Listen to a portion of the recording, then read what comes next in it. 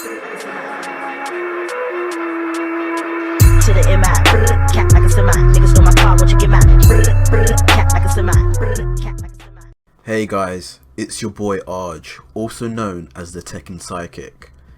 Yes, if you are not already a subscriber, you will be after today.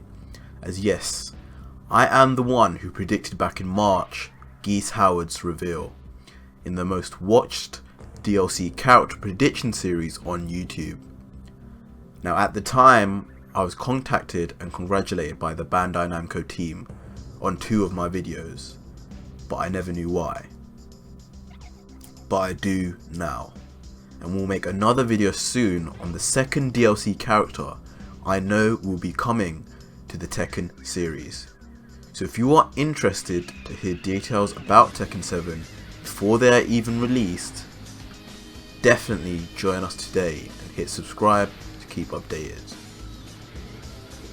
Now during my Geese Howard prediction video, I briefly alluded to some of the story implications that I had predicted.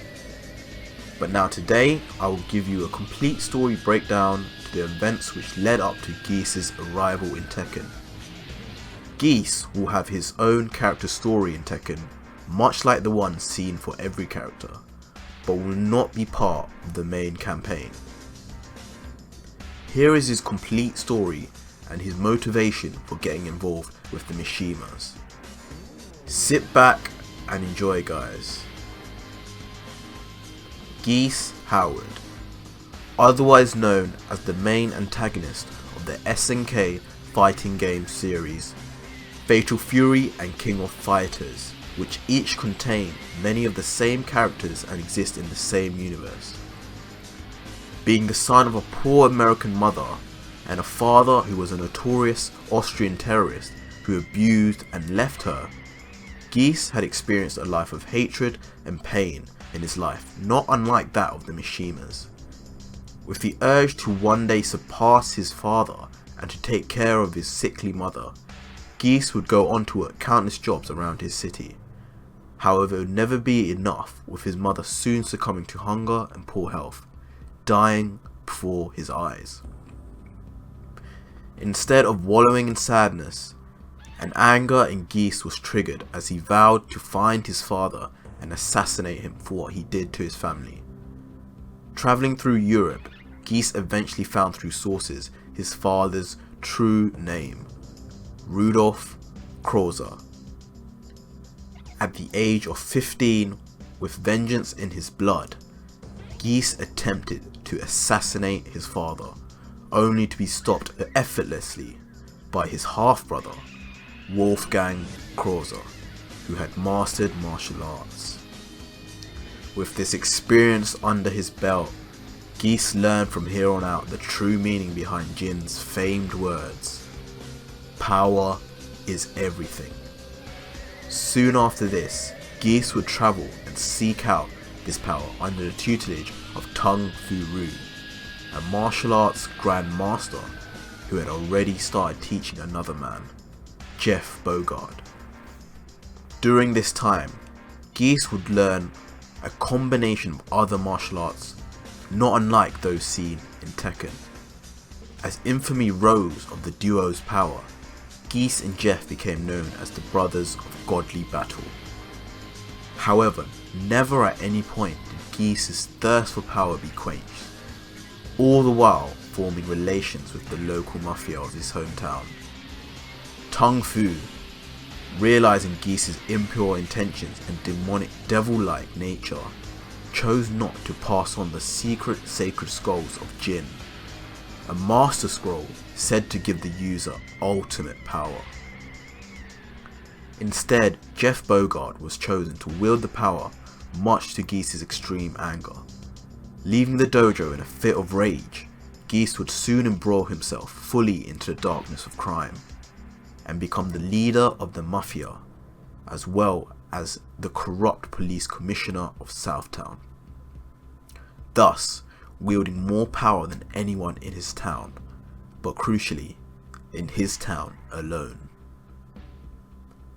The words of Jin Kazama still remained in his heart as he confronted Jeff Bogard in rage and jealousy.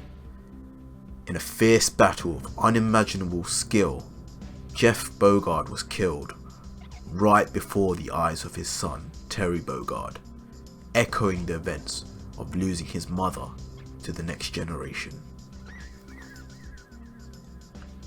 Not content with being the strongest of the godly brothers and surpassing the sacred scrolls of Jin, Geese formed the King of Fighters tournament in the same time frame, presumably inspired by that of the King of the Iron Fist. Here, after 10 years, Terry Bogard would enter and fight his way up to eventually face Geese in hand-to-hand combat. With Jeff Bogard in his spirit, Terry would summon a great power and defeat Geese atop the final stage of the tournament, aptly named Geese Tower. Geese would fall out of a window and to his death, allegedly, when in actual fact he would be saved by the power of a Phoenix Scroll, a Chinese ancient scroll with the power to grant recovery. Hiding in the shadows, Geese would now continue a quest for power and now look again for the sacred scrolls of Jin, which had now been discovered to instead grant immortality rather than ultimate power. Now Geese's canon response to this was to seek out and destroy these scrolls so that no one could use them against him. An interesting story for such a man to partake in, and indeed it is never shown explicitly in the game, this ever happening.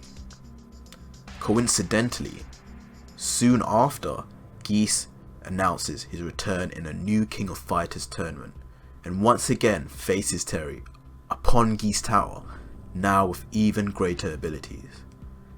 But Terry too had improved, and once again overpowers Geese, this time attempting to save Geese's life before he falls to his death. But Geese refuses and falls from the tower to his death, laughing as we see in the final moments of the Tekken 7 Geese reveal. A clear sign he had used the power of the scrolls of Jin for his own immortality. And here is where Geese's story begins in Tekken 7. Having faked his death once again, laughing as he fell, Geese leaves with the sacred scroll of Jin on the hunt for a new challenge and city to call his own after being ousted by Terry twice in a row. Hoping in the duration of such, uncovering even greater power to wield and use on his return to Southtown. It is here on his travels he hears the news of the ongoing situation involving Kazuya and Heihachi Mishima, two demonic men not unlike himself, and it remained an interest to him throughout his travels. That was, until he saw live on the news, the devil transformation of Kazuya Mishima. What a horrific presence, what power. Geese from this moment on would set on a path to defeat the Mishimas and take control of whatever power it was Kazuya wielded. Combined with his immortality, Geese would be able to return to Southtown and finally kill Terry just as he did Jeff. The first step on this journey was Heihachi Mishima's dojo, hoping to gain information by force on Kazuya and the secrets behind his transformation. Alright guys, this was your boy Arj, and it was a pleasure to go through this story theory with you. I want everyone to find this video and to find this channel so they too can get the latest on Tekken 7 DLC before it happens. And I'd really appreciate two things from you. To first smash that like button, and then to leave a comment down below on what you thought of this video or any questions you may have. After all, this is a discussion board for Tekken fans. It will really help me out and give me something to read on my way to work tomorrow. Thanks in advance. Until next time, see you later boys. Oh yeah, one more thing. My next episode will cover all the information I have regarding the definite return of a certain legacy Tekken 7 character. Stay tuned and stay subscribed.